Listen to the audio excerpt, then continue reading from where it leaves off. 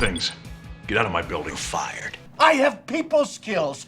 I am good at dealing with people. Did I do something More wrong? people are being laid off. If you watch, we're into our second, third, at least, rounds of layoffs. We see Amazon has increased its profits as it has laid people off. Uber and Lyft have laid people off. We see Elon Musk with Twitter. He has now reduced his work staff by 80%. We have drastic cuts going on in our organizations in order for our organizations to be profitable. We're also finding that as those cuts have occurred, companies are actually being more productive. That's what Elon Musk tells us. That's what we see with the numbers with Amazon. If profit goes up as we cut positions, is it productivity, or is it simply that we reduced a cost sector and we'll recover it later on at some point when we need those people back? It is concerning because we're not seeing those people coming back into the workplace, not the same jobs anyway. We're seeing some major shifts, and we're seeing it as AI has been introduced. As we cut our jobs, what does that mean? It means we have more people without work. They're going to be looking for jobs, but looking for jobs in an environment where more companies are cutting their workforce. Why are we seeing jobs being cut? Well, we're discovering that with AI, we can have a reduced workforce. We can use robotics, for example, in many areas and decrease the cost of labor. What does that really mean for the workplace? What does it mean for you, for me, in terms of work? It means that we need to look differently at our jobs.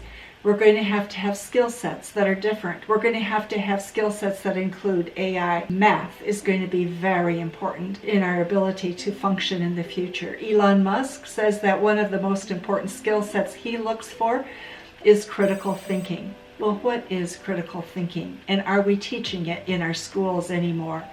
It seems we're more busy teaching people how to think the way I want you to think than to be critical in their ability to analyze, evaluate, and think for themselves. Relationships, building relationships, knowing how to keep them. Relationships are going to be what connects us, build networks. If you cannot do that, you're not going to be able to collaborate. Collaboration is the new business asset. If you don't have it, you will be lacking one of the most important assets of the future. You will need to become more and more focused on outcome. Well, you know, we went to work many times. We did a job that we were told. We weren't so involved in, are we producing a result? You are going to now need to be very results focused, because if people are cutting jobs in order to be profitable and to sustain their bottom line, you're going to have to be able to demonstrate that you contribute in a meaningful way. That means results. And those results need to be measurable. The last thing that you need to be able to do is to be prepared to shift, to change, to be flexible, to be resilient. Get strong muscles. Build your strength because of what's going on. Don't let it break you. Let it make you get stronger, and as a result become anti-fragile. Elon Musk just tweeted that it's easier to make $10,000 than to save $10,000. Well, why is that important? In our country today, in the United States, we see that 64% approximately are living paycheck to paycheck. That means there's no ability to rebound in a downturn. You have nothing to fall back on.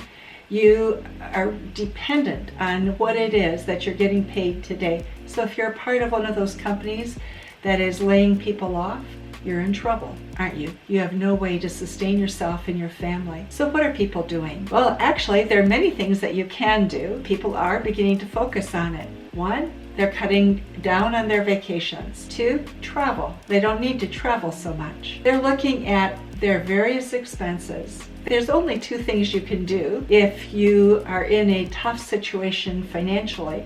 It's either to increase your income or to cut your expenses. Increasing income, we're seeing people doing that by taking on a second job. Some people have 2-3 side hustles going on at the same time. There's this resilience that can come if we're able to look at the reality of how do you thrive. There's only one of two ways: increase your income, decrease expenses. And so it's time, if there's 64% of people that are living paycheck to paycheck, we really need to begin to address this issue. Which one are you addressing, and how are you moving into the future so you're prepared and you're not blindsided by a layoff? We are entering a new revolution. When we went from the agriculture to the industrial age, we had a huge revolution. Wall Street Journal just came out with an article that said that the changes that we're going to incur as a society, as a globe, as a result of AI is going to surpass the impact that the Gutenberg press had upon society way back many years ago. The difference is that the pace at which of the change that we're going to have to respond to is going to be at an accelerated pace. The question is, are we ready for that?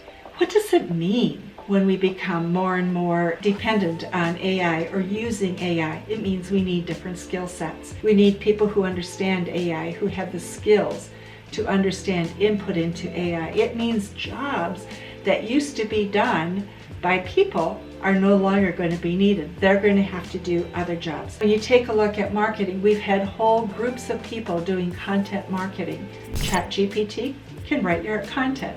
Now, is it as good as what you could do? Perhaps, but you might only have to tweak it, or you get ideas, and so it speeds up your process. The number of people may change. Advertising may shift because we have the input of AI. Product development may shift. I am told that even code can be written by ChatGPT. But the reality is there's many things that AI is going to be able to do that we've been doing as people. As that takes place more and more, what will people do? What will you do?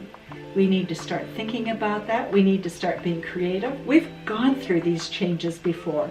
Think of it, the change that went from horse and buggy to the train. Think of airplane to space. We've gone through major changes in the past. Our job is to become creative and to find ways in which we're going to work in this new environment and then help people gain the skills and tools that they need. We have a responsibility in the workplace. We have a responsibility in our major teaching university institutions to begin to provide real skills that are going to keep people prepared for the future.